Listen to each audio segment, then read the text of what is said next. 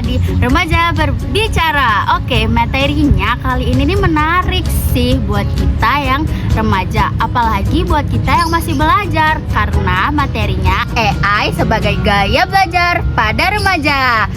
Nah, pertama-tama itu aku bakal ngasih tahu kalian nih, AI itu apa sih? Nah, AI itu adalah teknologi yang biasa kita gunain itu dalam pembelajaran, teman-teman. Contohnya kayak ChatGPT, chatbot, pasti remaja-remaja sering gunain kan buat nyari referensi jurnal, referensi video, termasuk link-link YouTube nih, teman-teman. Nah, jadi di sini aku tuh bakal ngajak teman-teman buat belajar atau melihat sih pengaruh-pengaruhnya terhadap gaya belajar kita. Nah, aku di sini tuh bawa dua teman aku, dia sebagai pembelajar juga nih, teman-teman, biar kita tuh tahu dari pandangan mereka. Oke, kalau kayak gitu langsung aja kita masuk pembahasan kepada mereka. Oke, teman-teman, aku di sini udah sama kakak-kakak remaja lainnya nih. Kalau gitu, ayo kita kenalan sama kakak-kakak ini. Hai guys, perkenalkan, nama aku Aulia Azmi Nasution. Nama aku itu Tasya Aulia Putri. Nah, di sini aku mau nanya nih sama kakak-kakak tentang seputaran AI dan gaya belajar kita, ya kan. Nah, aku mau nanya nih, pertama nih, menurut kakak-kakak itu gimana sih AI itu mempengaruhi gaya belajar kita sebagai remaja? Menurut saya nih ya kak, AI itu dapat membantu remaja dengan memberikan pembelajaran yang dipersonalisasi, merekomendasikan materi sesuai dengan tingkat dan pemahaman remaja. AI itu bisa dipakai untuk kapan aja gitu, fleksibel gitu. Mau jam berapa aja, mau di mana aja itu bisa dipakai. Misalnya nih kak, aplikasi pembelajaran dengan AI dapat menyesuaikan soal atau pelajaran sesuai dengan kecepatan belajar remaja. Apalagi kalau kita ada tugas nih matematika misalkan. Nah, orang sekitar di rumah kita nih nggak tahu nih kayak mana cara ngejawabnya. Ya udah kita pakai AI aja, gampang kan. Nah, di AI itu dia bakalan ngejelasin kayak mana cara ngejawabnya dengan benar dan jelas gitu.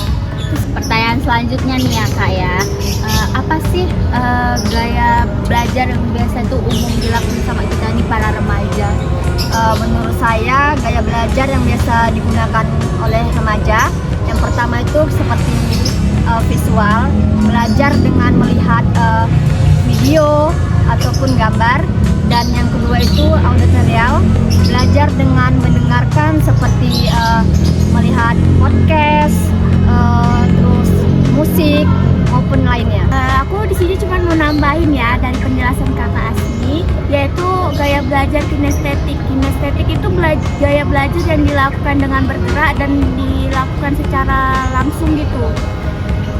Contohnya tuh kayak kita lagi praktek atau simulasi kan dilakukan secara langsung gitu kan, langsung kita nih praktekkan, langsung kita gerakkan gitu alat-alatnya gitu.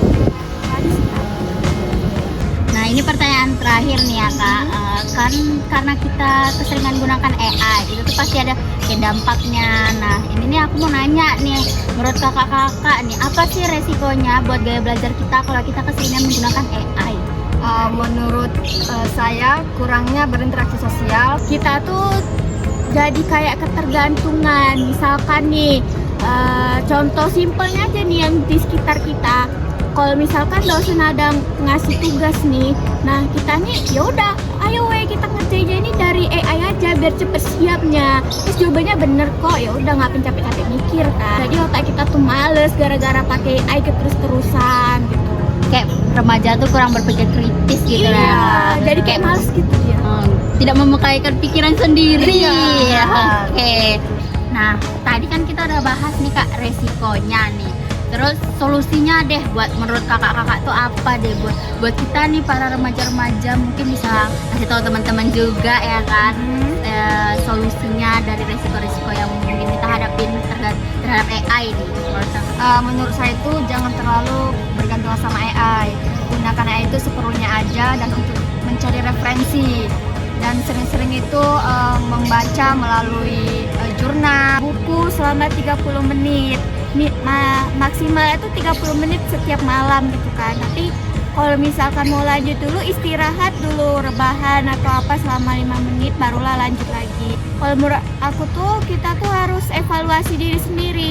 Sampai mana sih pemahaman diri kita itu? Jangan kayak aku nggak bisa ini, harus AI gitu, nggak boleh gitu. Jadi harus kita prediksi dulu kemampuan kita tuh sampai mana, supaya kita tuh biar lebih cerdas lagi ke depannya gitu, lebih pinter gitu Kak. Oh, berarti kayak kita tuh remaja itu seharusnya gunakan AI itu sebagai referensi aja ya Kak ya, bukan patokan kita untuk memahami suatu hal. Oke lah Kak ya, terima kasih nih buat kakak-kakak yang Sama. udah ngeluangin waktunya, udah mau jawab-jawab pertanyaan aku, terus ngasih-ngasih motivasi lah buat remaja-remaja lain. Oke, terima kasih.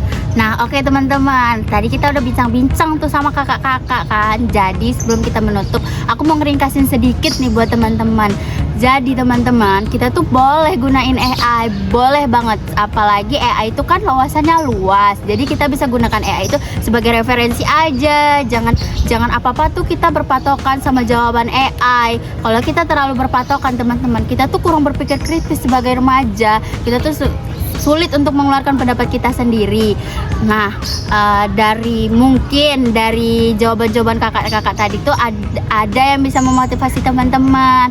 Nah, selanjutnya itu mungkin ada teman-teman mungkin yang kayak mau menyampaikan pendapat teman-teman yang lain, boleh ya klik di komen. Atau teman-teman ada yang mau menanyakan hal-hal tentang AI, mengeluarkan keluh kesah, boleh ya teman-teman. Nanti teman-teman yang lain boleh jawab. Dah.